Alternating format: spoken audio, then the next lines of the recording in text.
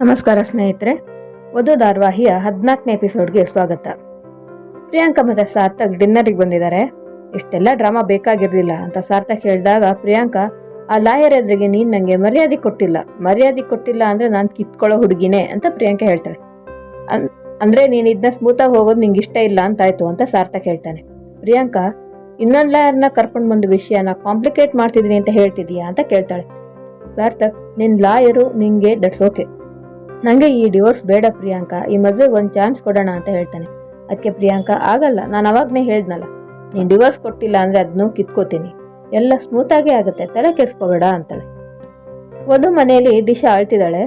ವಧು ಕೇಳಿದಾಗ, ನೀನು ಮನೆ ಬಿಟ್ಟು ಹೋಗ್ತಿರೋದಕ್ಕೆ ಎಲ್ಲರೂ ಎಷ್ಟು ಖುಷಿ ಪಡ್ತಿದ್ದಾರೆ, ಯಾವಾಗಲೂ ಹುಡುಗಿನೇ ಯಾಕೆ ಹುಡುಗನ ಮನೆಗೆ ಹೋಗ್ಬೇಕು, ಹುಡುಗ ಯಾಕೆ ಹುಡುಗಿ ಮನೆಗೆ ಬಂದಿರಬಾರ್ದು, ಇದೇ ಕಂಡೀಷನ್ ಹಾಕು, ಇಲ್ಲಾಂದ್ರೆ ಈ ಮದುವೆನೇ ಬೇಡ ಅಂತ ಹೇಳ್ತಾಳೆ.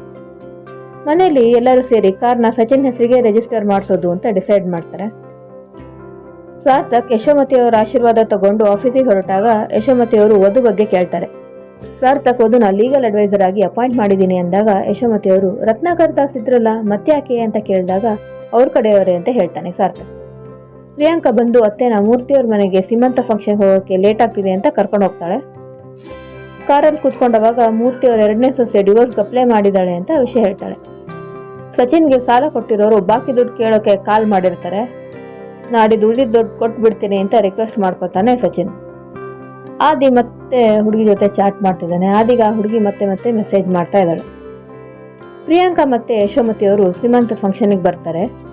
ಯಶೋಮತಿ ಅವರು ಮೂರ್ತಿಯವ್ರ ಹತ್ರ ಅವ್ರ ಮಗನ ಡಿವೋರ್ಸ್ ಬಗ್ಗೆ ವಿಚಾರಿಸ್ತಾರೆ. ಆ ವಿಷಯ ಸತ್ಯ ಅಂತ ಗೊತ್ತಾದಾಗ ಮೂರ್ತಿಯವ್ರ ಹತ್ರ ಮಕ್ಕಳ ಹತ್ರ ಈ ವಿಷಯ ಮಾತಾಡಿ ಕನ್ವಿನ್ಸ್ ಮಾಡಬೇಕಿತ್ತು ಅಂತ ಯಶೋಮತಿ ಅವರು ಕೇಳಿದಾಗ ಮೂರ್ತಿಯವರು, ನಾನೆಲ್ಲ ಪ್ರಯತ್ನ ಮಾಡಿದ್ದಾಯ್ತು ಅಂತಾರೆ. ಸುಜಾತ ಎಲ್ಲಿ ಅಂತ ಯಶೋಮತಿ ಅವರು ಕೇಳಿದಾಗ, ಇವತ್ತು ಫಂಕ್ಷನ್ಗಾದ್ರೂ ಬಾ ಅಂತ ಕರೆದಿದ್ದೀನಿ, ಬರ್ತಾಳೋ ಇಲ್ವೋ ಗೊತ್ತಿಲ್ಲ ಅಂತ ಮೂರ್ತಿಯವ್ರು ಹೇಳ್ತಾರೆ. ವಧು ಮನೆಯಲ್ಲಿ ದೇವಕಿಯವರು ಇವಾಗಲೇ ಮದುವೆ ತಯಾರಿ ಬಗ್ಗೆ ಮಾತಾಡ್ತಿದ್ದಾರೆ. ಸಿಂಪಲ್ ಆಗಿ ಮದುವೆ ಮಾಡಿದ್ರೆ ಆಗುತ್ತಾ ಅಥವಾ ಗ್ರ್ಯಾಂಡ್ ಆಗಿ ಮದುವೆ ಮಾಡ್ಬೇಕಂತ ಒಂದ್ಸಲ ವಿಚಾರಿಸಿ ಅಕ್ಕ ಅಂತ ವಧು ಚಿಕ್ಕಮ್ಮ ಹೇಳ್ತಾರೆ. ದೇವಕಿಯವರು, ವಧು ಇನ್ನೊಂದ್ಸಲ ಭೇಟಿ ಆಗೋ ತನಕ ಕಾಯಕ್ಕೆ ಹೇಳಿದಾಳಲ್ವಾ, ಆಮೇಲೆ ವಿಚಾರಿಸೋಣ ಅಂತಾರೆ. ಸಹನ ಮದುವೆಗೆ ಈಗಾಗಲೇ ತುಂಬಾ ಖರ್ಚಾಗಿದೆ, ಇವಾಗ ಹೇಗೆ ಅಂತ ತಮ್ಮ ಕೇಳಿದಾಗ ಶಂಕರ್ ಅವರು, ಸಾಲ ಮಾಡೋದು ಗ್ರ್ಯಾಂಡಾಗಿ ಮದುವೆ ಮಾಡಬೇಕು ಅಂತಾರೆ.